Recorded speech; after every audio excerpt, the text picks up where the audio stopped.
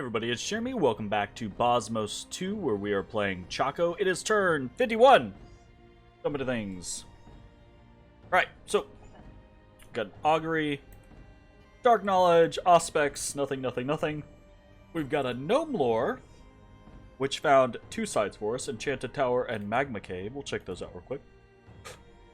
Ooh, got burps. So an enchanted tower is just a +1 earth gem.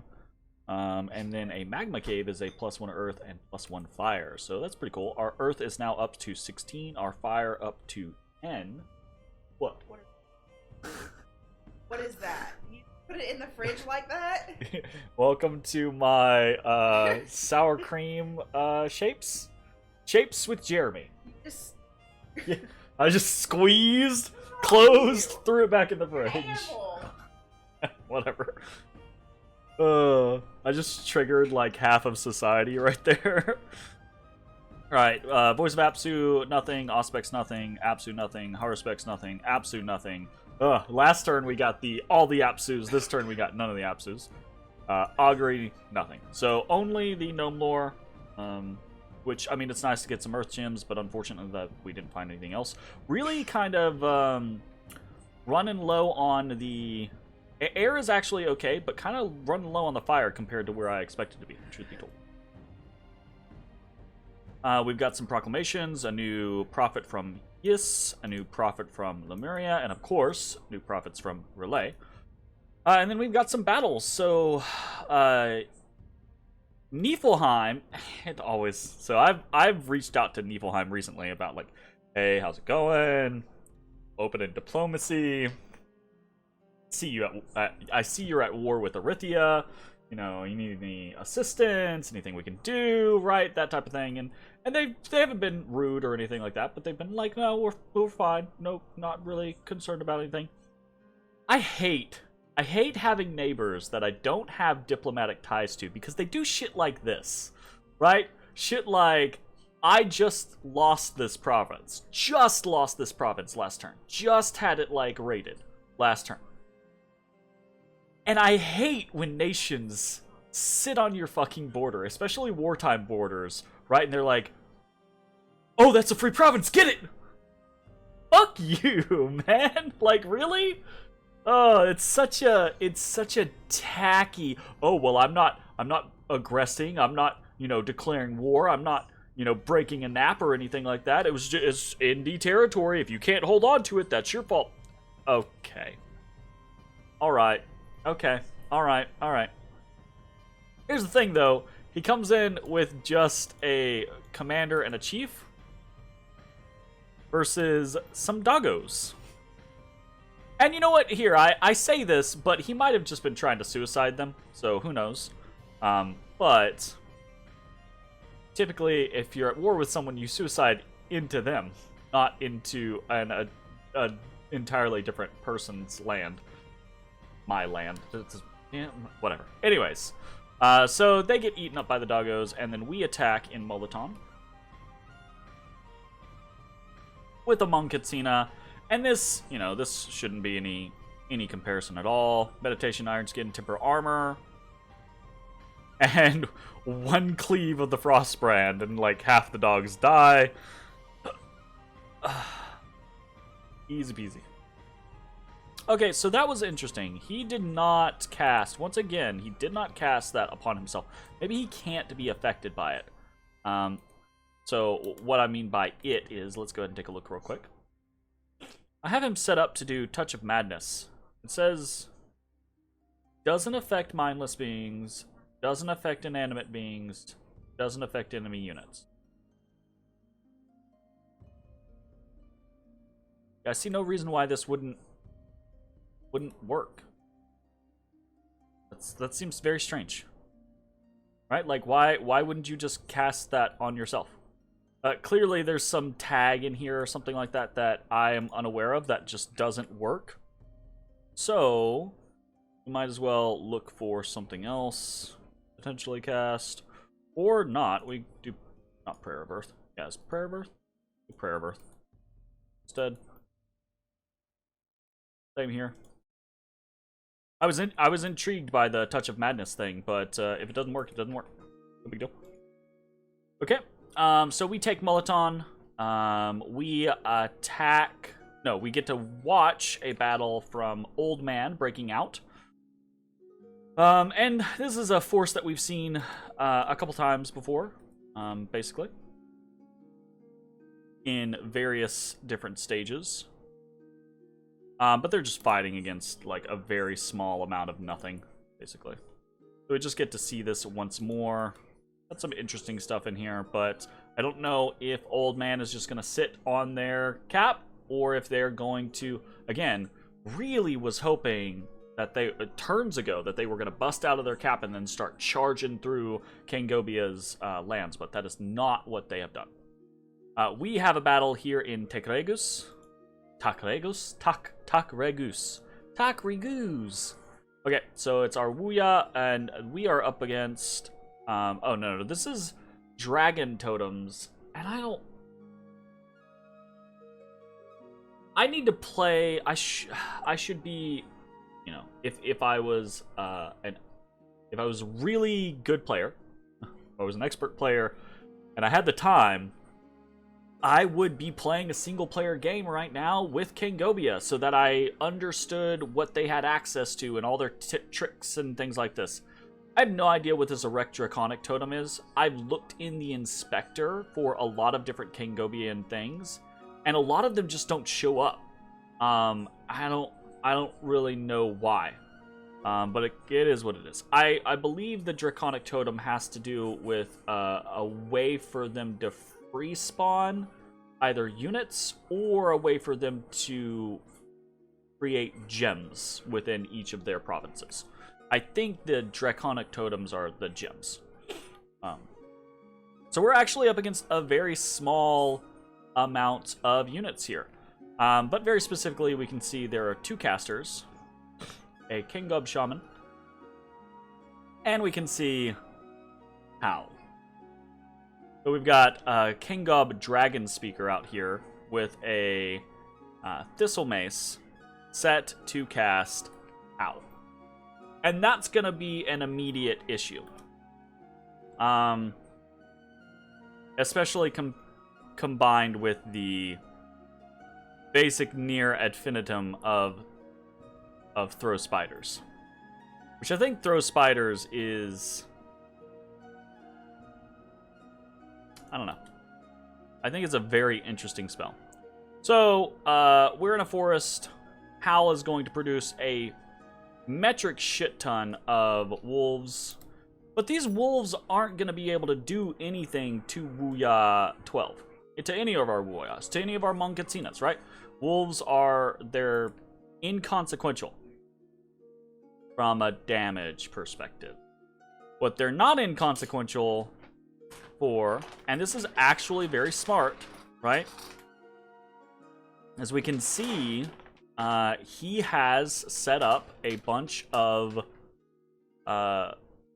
guards, right? So basically what he's done is he's secured this is his group's starting HP by bringing in all these guards. And as long as he doesn't lose any of that starting HP, he's very unlikely to rout, right? He's not going to rout from casualties. So his goal, I haven't actually watched the end of the fight, actually, truth be told. But my assumption is his goal is to just turn timer us, you know? We are the attacker. The attacker, I think, turn times sooner than the defender does.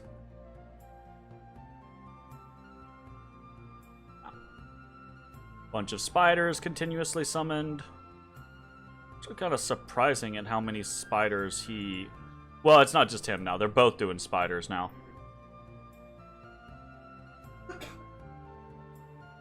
Whole bunch of spiders. But I mean, these people, they can't kill us.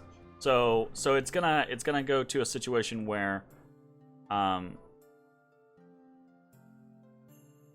where we turn timer, which I think is kind of like an interesting thing. You know, like, it occurs to me, I'm gonna kill hundreds of units here. I don't know this for a fact. I honestly, like, I should probably look up this rule, but, I don't think that, you know, if I could actually get some of these guys in, I could route them off of killing them. But I don't think summoned units matter in routing, right? Like, you know, if once you kill a certain amount of units, so once you kill, what is it, like 75% of the starting HP of the army routes. But there's also checks for just killing units, right? The more units you kill in a battle, the more morale checks that other people are going through. But it doesn't look like summoned units count towards that. Otherwise, you know, we would absolutely just be destroying everything. Now we're routed, okay? But we are covered by a crazy multitude of units, right? So, in theory, if we get to turn timer, because they're still summoning units, in theory, if we get to turn timer, they could route. Yeah, so here they route. The problem is he has these berserkers over here that will not route, period. So we route off the field. This is what it is. It's kind of a lame way to lose, honestly. And we die on the retreat. So primarily because I don't think we have anywhere to retreat, because Faldenberg is taken. So we killed 591 units. I need to look up the you know, the mechanics on that, because I think just in general that you know, that summoned units don't count towards that type of thing. And if that's the case, then we're gonna have to look into other alternatives, right? If he can just throw in a dragon speaker and howl against every Wuya or Monketsina we have, then we're gonna have to change things up. Now, there's a couple of different things that we can do that we're already looking into. One being casting like our own howl, but we have to, in order to do that, we have to like anticipate that that's gonna happen. Otherwise, we can get into a very bad situation of like casting howl and then being stuck up against a bunch of Drakengard, right? Or we can do things like foul vapors, but again, that's another similar scenario, right? If we do that and then that's not what we're facing. You know, so we've got a bunch of different situations. We got to be careful. We got to figure out what our next kind of step is. These are expensive lessons to learn, right? Losing a Wuya every time we have to learn how to beat Kangobia. But again, all right, we go into that situation of I'm not sure I can beat Kangobia in the long run. We'll see. We'll see. We're gonna try. But at the same time, I am already trying to diversify what our options are. And we're pretty close to moving towards that next option as far as like a big battle goes. So, see how that goes. All right, we get to witness a battle between Lanka and Kangobia in Pustinia. That's interesting. Oh! He's got ethereal Ganas. He's got ethereal undead. Interesting. He has a whole shit ton of Palankashas here.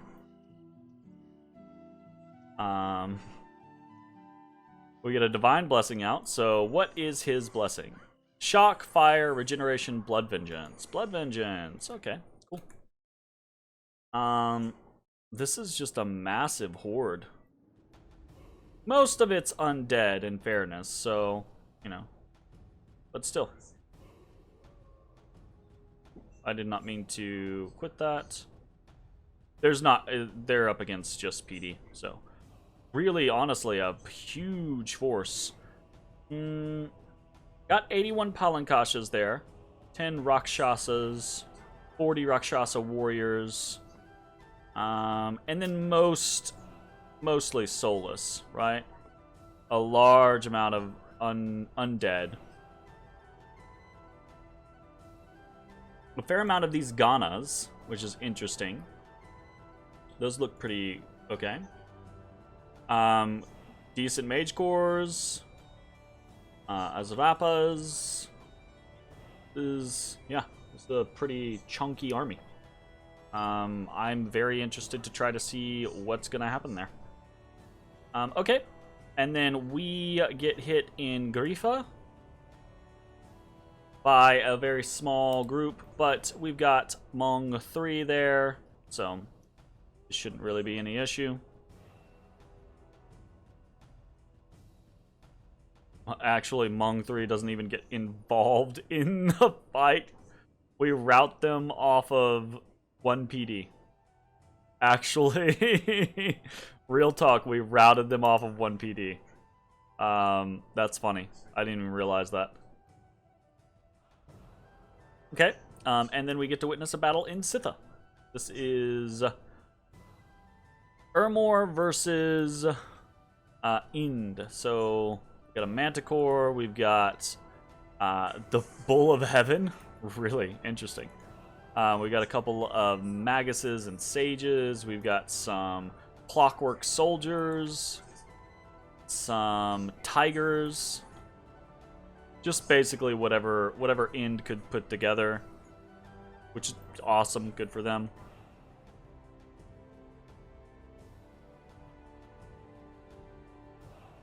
Astral Shield, Iron Skin. All right, the Bulls going forward, being that big tank that they need. Now, Ind pushed them back just basically due to mass ashes to ashes spam last time. Let's see if they can do. Oh, they're getting routed pretty hard. Oh no. No, they have such high morale to be breaking like that. I guess they just lost the Bull though, and the Bull was a very large chunk of their HP. This last little Sage. Oof. Alright, well, that is the end of Ind. Did a lot of damage before they went out, honestly, though, with 134 in such a short battle. So much damage to Ermor. Not that Ermor cares, right? Like, Ermor loses this and still has, you know, another 20,000 units at this point in the game. And I don't... Honestly, I'm probably not that far off as far as actual total number of units. And if I'm off, I'm probably under. So, that is the end of Ind. We've got some more unexpected events. More dogs. Another assassination attempt. We've got here... Doggo versus a Kasha... Hey, yay! Another assassination attempt. This one versus a Star Priest. Unless... Ooh, body ethereal. Get it off. Yeah!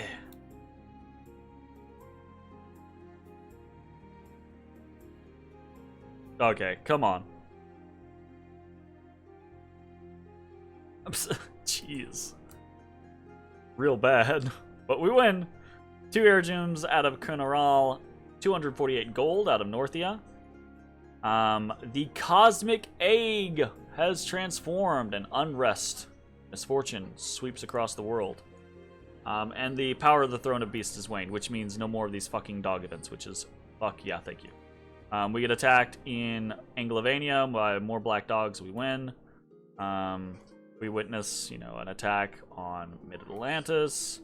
Fortunately, we did not get a whole lot of, like, werewolf attacks. We mostly got black dogs. Old Man got hit as well. Longa got hit in Pustinia. And, yeah. And immediately, right, like, with our Kosharis everywhere,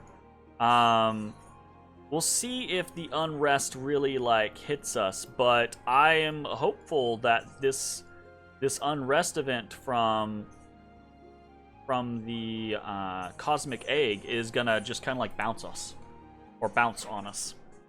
So fingers crossed. All right, what are we doing this turn? It is turn 51. Research-wise, we will be done with Enchantment 6 this turn.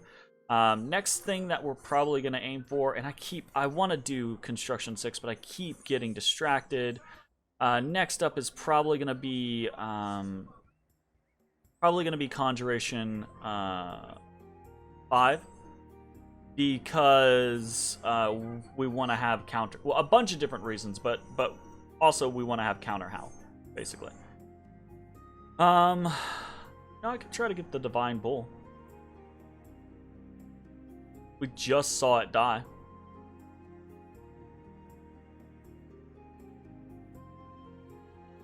Can't get it yet.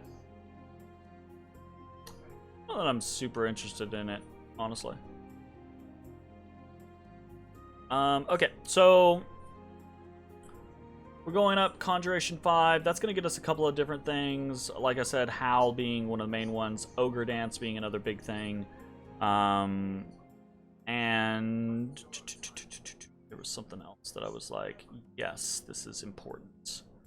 Air elementals, I think, honestly, for Kangobia, I think are going to be a pretty good thing. And rather than just having like all Thunder Strikers, what my plan is I think is to bring in a couple of air elemental spammers. Kangobia is not super duper strong it seems in like backline tanks necessarily. So I think a couple of air elementals could really really mix things up. We'll see. Okay. Because we are basically holding there, we're continuing to just research a whole bunch. Part of the reason for that is because most of our research is actually coming from Pistina. Like, a good portion of our research is actually coming from Pistina. We're holding Mulaton, holding Pistina, moving Wuya 15 up, moving Seasork 6 up. We're moving Ayahayuta over to our cap so we can start site searching in our eastern reaches.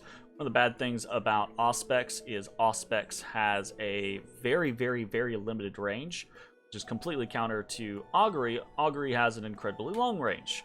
So Auspex, you kind of have to get moving all over the place. We are sending a sorceress towards Pistina. Might not make it there in time. We'll see. It's going to be a couple turns, even with a pair of Boots of the Messenger, just because of where they're at. I'm also probably going to start sending a couple of these all over the place so that we can have Earth and Fire natively mixed into our communions. That's going to be pretty valuable. Being able to do things like Iron Skin, Earth Power, right? Are very, very useful for our overall, until we get into the late game, if we make it to late game, etc. That type of thing. Recruitment-wise, nothing super unique. We're making more Hmong Katsinas this turn. I'm trying to get some Hmong Katsinas spread around our the perimeter of our empire. I did another one over here. So basically, I want like a Hmong Katsina, at least one Hmong Katsina in like every fort, pretty much, or every one of our bigger forts. They're there to be able to launch into counter raids or do light thugging against small armies, or to be able to spam things like bears or serpent warriors or whatever the case may be. Right? We are doing quite a bit of forging this turn, forging more dwarven hammers. Basically every other turn, getting another dwarven hammer. Although our earth gems are our income is high enough now to where we can probably start doing it every turn. We're also doing gnome lore every turn though, so I don't think we're quite there. We probably still need to do every other turn. We are making more amulets of anti-magic. We are making more copper plates. We are making more endless bags of wine. We are forging more boots in the messenger. Quite a few more boots in the messenger. More dragon helms. And then I think this is something I didn't actually talk about last turn. I think that's my bad. But we're making more shields of soft earth. We're doing these over here on Booyah 9. So a shield of soft earth. I clicked him. I gotta wait for 5 years. My god, I gotta control click him. Sorry. A shield of soft earth is earth 5, water 5, protection 17. Decent shield, basically. Not great, but decent shield. High parry, which is good. But it does auto spell Earth Grip, which I think is going to be a very good effect. Good defensive effect for our Wuyas versus basically anyone trying to come in on them. In addition to the Bind Shield.